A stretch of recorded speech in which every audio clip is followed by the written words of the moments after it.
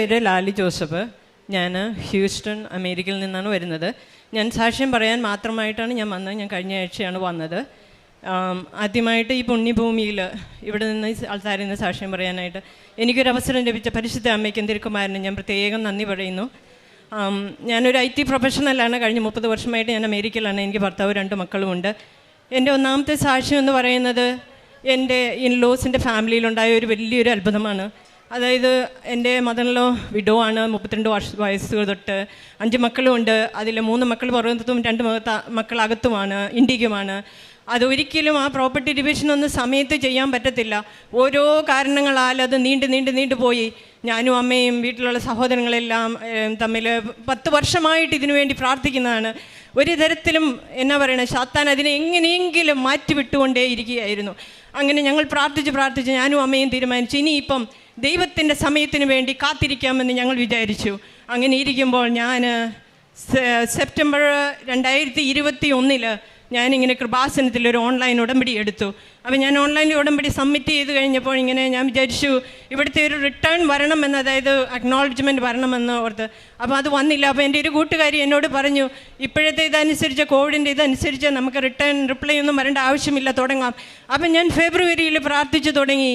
എൻ്റെ ആദ്യത്തെ പ്രാർത്ഥന ഉടമ്പടി തീരുന്നതിന് 90 ദിവസം മുമ്പ് പെട്ടെന്ന് എൻ്റെ മദറിലേക്ക് ഒരു ക്യാൻസർ എന്ന ഒരു അസുഖം വന്ന 3ാമത്തെ സ്റ്റേജായി. അപ്പോൾ ഈ വെളിയിലായിരുന്ന 3 മക്കളും എന്നാ പറയണത്, നോ ടൈമിൽ അമ്മയുടെ അടുത്തെത്തി. ഒരാഴ്ച കൊണ്ട് ആ വീട്ടിലെ പ്രോപ്പർട്ടി ഡിവിഷൻ നടക്കാൻ പറ്റും. 10 വർഷമായിട്ട് നടക്കാൻ പറ്റാത്ത ഒരു കാര്യം പരിശുദ്ധ അമ്മയുടെ തിരുക്കുമാരൻ്റെ സഹായത്താൽ സാധിച്ചു കിട്ടി എന്നുള്ളതാണ്. അത് ഞാൻ പരിശുദ്ധ അമ്മയ്ക്കും തിരുക്കുമാരനും പ്രത്യേകം നന്ദി പറയുന്നു. എൻ്റെ 2ാമത്തെ സാക്ഷ്യം എന്ന് പറയുന്നത് നിങ്ങൾ ഒരിക്കലും കേട്ടിട്ടില്ലാത്തൊരു സാക്ഷ്യമായിരിക്കാം. എൻ്റെ ഒരു സിസ്റ്റർ അമേരിക്കയിലെ ഒരു ദുരൂഹ സാഹചര്യത്തിൽ മരിച്ചതായി കാണപ്പെട്ടു. അപ്പോൾ എൻ്റെ സിസ്റ്റർ മരിച്ചത് ആത്മഹത്യയാണോ എന്ന് സംശയിച്ചിരുന്നു. പക്ഷെങ്കിൽ ഞങ്ങളും ഞങ്ങളുടെ സഹോദരങ്ങളെല്ലാവരും കൂടി ഒരുപാട് പ്രാർത്ഥിച്ചു, ദൈവമേ അവളിൽ കരുണയായിരിക്കണമേ, അവളെ സ്വർഗത്തിലേക്ക് കരയറ്റണമേ. അപ്പോൾ ഞാൻ ഇവിടെ സെപ്റ്റംബർ 2022 ഇവിടെ വന്ന് ഞാൻ തീർത്ഥാടന ഉടമ്പടി എടുത്തു. ആ ഉടമ്പടിയിൽ ഒരു നിയോഗം വെച്ചു, എൻ്റെ പരിശുദ്ധയമ്മ എൻ്റെ തിരുക്കുമാരനെ അവളുടെ പാപങ്ങൾ ക്ഷമിച്ച് അവളെ സ്വർഗത്തിലേക്ക് കൊണ്ടുപോകണമേ എന്ന്. അപ്പോൾ എൻ്റെ ആ ഉടമ്പടി തീരുന്നതിന് 10 ദിവസം മുമ്പ് എനിക്ക് എൻ്റെ സഹോദരി സ്വപ്നത്തിൽ വന്ന് എന്നോട് പറഞ്ഞു, എൻ്റെ ചേച്ചി ദൈവം കാരുണ്യവാനാണ്, എന്നെ ദൈവം സ്വർഗത്തിലേക്ക് എടുത്തിരിക്കുന്നു. അത് കഴിഞ്ഞപ്പോൾ നിങ്ങൾ വിചാരിക്കുമായിരിക്കാം ഒരു പക്ഷേ ഇതെങ്ങനെയാണ് വിശ്വസിക്കാൻ പറ്റുന്നതെന്ന്. പക്ഷെങ്കിൽ ഞാൻ പറയട്ടെ, എൻ്റെ സിസ്റ്ററിന് വേണ്ടി എപ്പോഴും കരഞ്ഞ് പ്രാർത്ഥിക്കുന്ന ഒരു വ്യക്തിയായിരുന്നു ഞാനും എൻ്റെ കുടുംബം. പക്ഷെങ്കിൽ ഇപ്പോൾ എനിക്ക് എൻ്റെ സിസ്റ്ററിന് വേണ്ടി പ്രാർത്ഥിക്കണം. കാരണം പ്രാർത്ഥിക്കാനായി ഓർമ്മ വരുമ്പോഴേ എനിക്ക് ഓർമ്മ വരുന്ന ഇതാണ്, എൻ്റെ സിസ്റ്റർ സ്വർഗത്തിലാണല്ലോ എന്നാണതാണ്. ഇതിന് എൻ്റെ പരിശുദ്ധ അമ്മയ്ക്കും തിരുക്കുമാരനും ഞാൻ ഒരുപാട് നന്ദി പറയുന്നു. എൻ്റെ 3ാമത്തെ സാക്ഷ്യം, പരിശുദ്ധ അമ്മ ഉടമ്പടിയിലായിരിക്കുമ്പോൾ നമ്മളെ എങ്ങനെ സംരക്ഷിക്കുന്നു എന്നുള്ളതാണ്. ഞാൻ അമേരിക്കയിൽ കാർ ഓടിച്ചുകൊണ്ട് പോവുകയാണ്. അപ്പോൾ ഒരു റോഡ് ഫ്രീവേ എന്ന് പറഞ്ഞാൽ സിഗ്നൽസ് ഒന്നുമില്ല. അവിടുത്തെ ഒരു മിനിമം സ്പീഡ് എന്ന് പറയുന്നത് 65 മൈൽ/അവർ ആണ്. അപ്പോൾ നിങ്ങൾക്ക് കാൽക്കുലേറ്റ് ചെയ്താൽ മതി എത്ര km/h ആകുമെന്ന്. ഞാനിങ്ങനെ ഓടിച്ചു പോകുമ്പോൾ ഒരു റോഡിൻ്റെ ഒരു വളവ് വരികയാണ്. വളവ് വരുമ്പോൾ എൻ്റെ റൈറ്റ് സൈഡിൽ ഒരു ലൈനിൻ്റെ അപ്പുറത്ത് ഒരു വലിയൊരു, എനിക്കതിൻ്റെ ഡിസ്ക്രിപ്ഷൻ പറയണമെങ്കിൽ, ഒരു 56 അടി നീളമുള്ള ഒരു ട്രക്കിൻ്റെ പുറകിൽ 56 അടി നീളമുള്ള ഒരു ഇങ്ങനെ ഒരു വലിയൊരു പിക്കപ്പ് ട്രക്ക് എന്ന് പറയും, അതിങ്ങനെ വലിച്ചുകൊണ്ട് പോവാണ്. ട്രക്കിൻ്റെ പുറകിലൊന്നുമില്ല, കാലിയാണ്. പക്ഷെങ്കിൽ പെട്ടെന്ന് എൻ്റെ മാതാവ് എന്നോട് തോന്നിക്കുകയാണ്, ഈ ലൈനിൽ നിന്ന് മാറി ഈ ട്രക്ക് ശരിക്കും ലൈനിൽ പോകുന്നില്ല, ലൈനിൽ നിന്ന് ഇടത്തേക്കും പുറത്തേക്കും ഇങ്ങനെ മാറിക്കൊണ്ടേയിരിക്കുന്നു പുറകിലുള്ള ആ പിക്കപ്പ് ഏരിയ. അപ്പോൾ ഞാനിങ്ങനെ പെട്ടെന്ന് എൻ്റെ ഇടതുവശത്തെ ലൈനിലേക്ക് മാറി. പിറ്റത്തെ ലൈൻ എന്ന് പറയുന്ന ഒരു വലിയ ഭിത്തിയാണ്, 4 അടി പൊക്കമുള്ള ഒരു ഭിത്തിയാണ്. അമേരിക്കയിലെ വെളി രാജ്യങ്ങളിൽ അങ്ങനെയാണ്, അപ്പുറവും ഇപ്പുറവും, അതായത് ഓപ്പോസിറ്റ് ഡിറക്ഷനിലാണ് പോകുന്ന റോഡുകൾ തമ്മിലുള്ള ഒരു ഭിത്തി കൊണ്ട് വേർതിരിച്ചിരിക്കും. അപ്പം ഞാൻ ആ ലൈനിലേക്ക് മാറി. പെട്ടെന്ന് എനിക്കറിയില്ല എന്താ സംഭവിച്ചതെന്ന് എനിക്കറിയില്ല, എൻ്റെ കാറിൽ വലതുവശത്ത് വന്നൊരു ഇടിച്ച് എന്നെ, ഈ ട്രക്കാന്ന് എന്താണെന്ന് എനിക്കറിയില്ല, എന്നെ ഇടിച്ച് ഈ ഭിത്തിക്ക് കൊണ്ട് ഇടിപ്പിച്ചു. അപ്പം ഞാനും ആ ഭിത്തിയും തമ്മിലൊരു 4 അടി വ്യത്യാസം കാണും. അത് കഴിഞ്ഞ് ആ ഭിത്തിയിൽ എൻ്റെ കാർ ഇടിച്ചിട്ട് കാറ് വലത്തേക്ക് മാറി, ഇടത്തേക്ക് മാറി. എൻ്റെ കണ്ണിൽ ഇരുട്ട് കയറി. എന്താണ് സംഭവിക്കണമെന്ന് എനിക്കറിയില്ല. ഞാനിങ്ങനെ വിചാരിച്ചു, എൻ്റെ ദൈവമേ ഇത് സത്യമാണോ, ഇത് റിയാലിറ്റിയാണോ?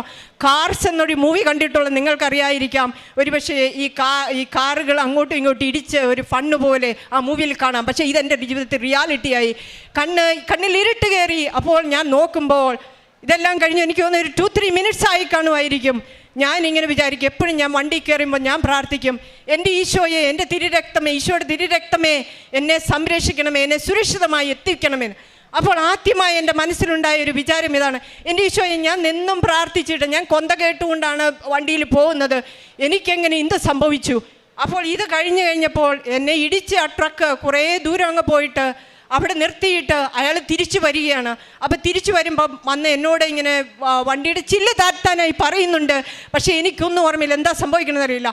എൻ്റെ വണ്ടിയിലെ ഓട്ടോമാറ്റിക്കായിട്ട് ഇങ്ങനെ എമർജൻസിയൊക്കെ ഡയൽ ചെയ്യുന്ന അതൊക്കെ ഇങ്ങനെ ഡയൽ ചെയ്തു. അപ്പോൾ അയാൾ വന്ന് ചില്ല് താഴ്ത്തി എൻജിൻ ഓഫ് ചെയ്യാൻ പറഞ്ഞു. ഞാൻ ഓഫ് ചെയ്തു.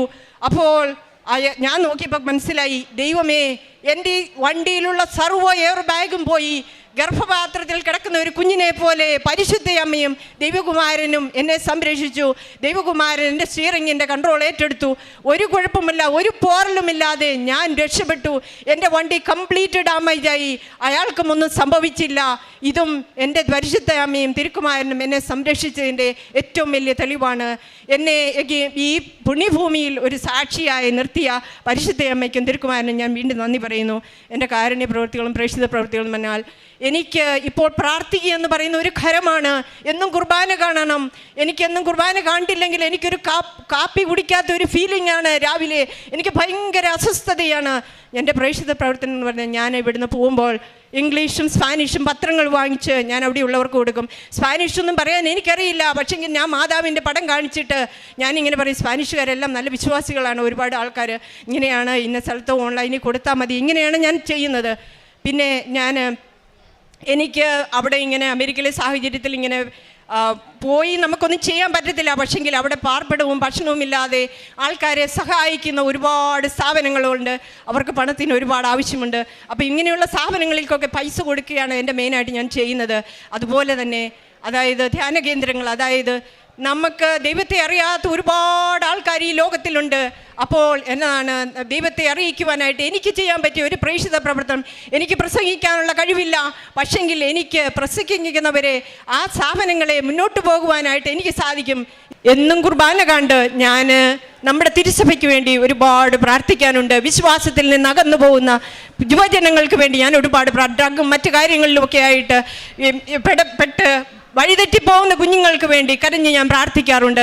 ഞായറാഴ്ചകളിൽ 1 മണിക്കൂർ ഞാൻ ആരാധനയിൽ എല്ലാവർക്കും വേണ്ടി ഓർത്ത്, മറ്റുള്ളവരെ ലോകത്തെ ഓർത്ത് ഞാൻ പ്രാർത്ഥിക്കാറുണ്ട്. ഇതൊക്കെയാണ് ഞാൻ ചെയ്യുന്ന പ്രവർത്തനം. യോഹന്നാൻ്റെ സുവിശേഷം 3-ാം അധ്യായം 16-ാം തിരുവചനം പറയുന്നു, തൻ്റെ ഏകജാതനെ നൽകാൻ തക്കവിധം ദൈവം ലോകത്തെ അത്രമാത്രം സ്നേഹിച്ചു. ലാലി എന്ന സഹോദരിയുടെ സാക്ഷ്യം നമ്മൾ കേട്ടുകൊണ്ടിരിക്കുകയായിരുന്നു. വളരെ പവർഫുള്ളായി, വളരെ സാക്ഷ്യത്തിൻ്റെ എല്ലാ സ്പിരിറ്റോടും കൂടി തന്നെയാണ്, ദൈവവിശ്വാസത്തോടും തീക്ഷ്ണതയോടും കൂടി ലാലി ഇവിടെ തൻ്റെ സാക്ഷ്യം സമർപ്പിക്കുകയായിരുന്നു. പരിശുദ്ധാമ്മയുടെ ഇടപെടൽ തൻ്റെ ജീവിതത്തിൽ എത്രമാത്രം സ്വാധീനിച്ചുവെന്ന് സഹോദരി സാക്ഷ്യപ്പെടുത്തുന്നു. വിദൂരങ്ങളിൽ വിദേശങ്ങളിലിരുന്നു പോലും പരിശുദ്ധാമ്മയെ സാക്ഷ്യപ്പെടുത്താനും ഈശോയെ മഹത്വപ്പെടുത്തുവാനും ഈ സഹോദരിക്ക് സാധിക്കുന്നു എന്നുള്ളത് വലിയൊരു കൃപയാണ്. തൻ്റെ കുടുംബത്തിൻ്റെ പ്രോപ്പർട്ടി പാർട്ടീഷൻ്റെ ഒരു നിസ്സഹായ അവസ്ഥയിലാണ് ഈ സഹോദരി ഉടമ്പടി എടുക്കുന്നത്.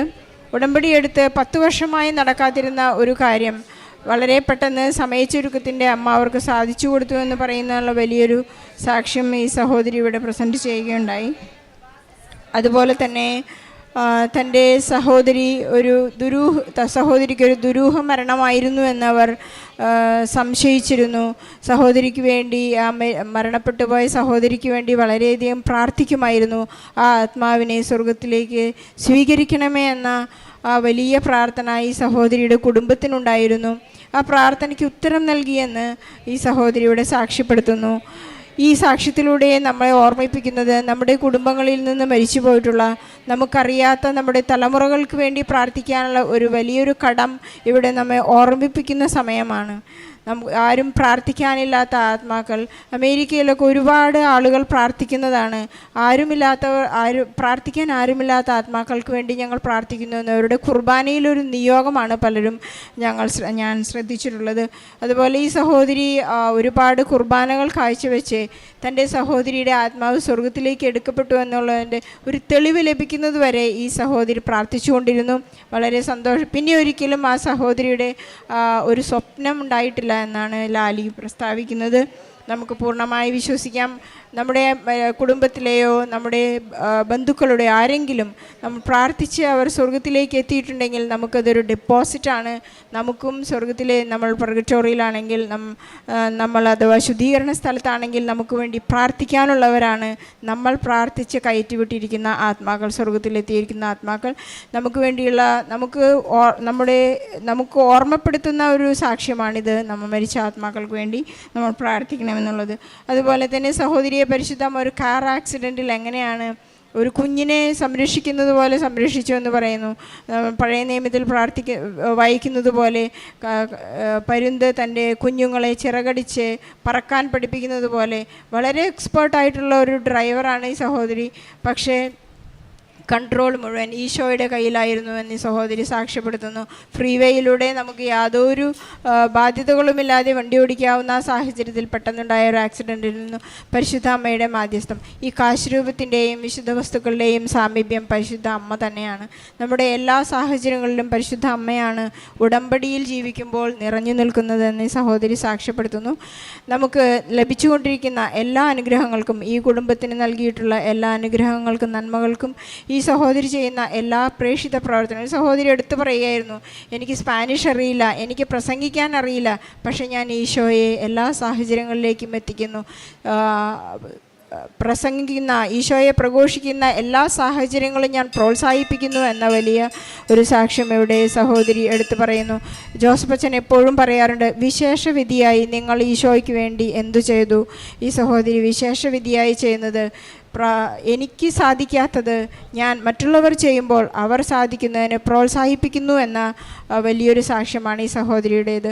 എന്തൊക്കെയായാലും ഈശോയെ ഞാൻ ഒരുപാട് മറ്റുള്ളവരിലേക്ക് എത്തിച്ചു എന്ന ആത്മാക്കളെ രക്ഷിക്കാൻ വേണ്ടി ഞാൻ എന്തുമാത്രം ചെയ്യുന്നു എന്ന വലിയ സാക്ഷ്യത്തിന് ഈശോയ്ക്കും പരിശുദ്ധ അമ്മയ്ക്കും സ്വർഗത്തിനും വലിയൊരു കയ്യടി നൽകിക്കൊണ്ട് ഈ സാക്ഷ്യം നമുക്ക് സമർപ്പിക്കാം.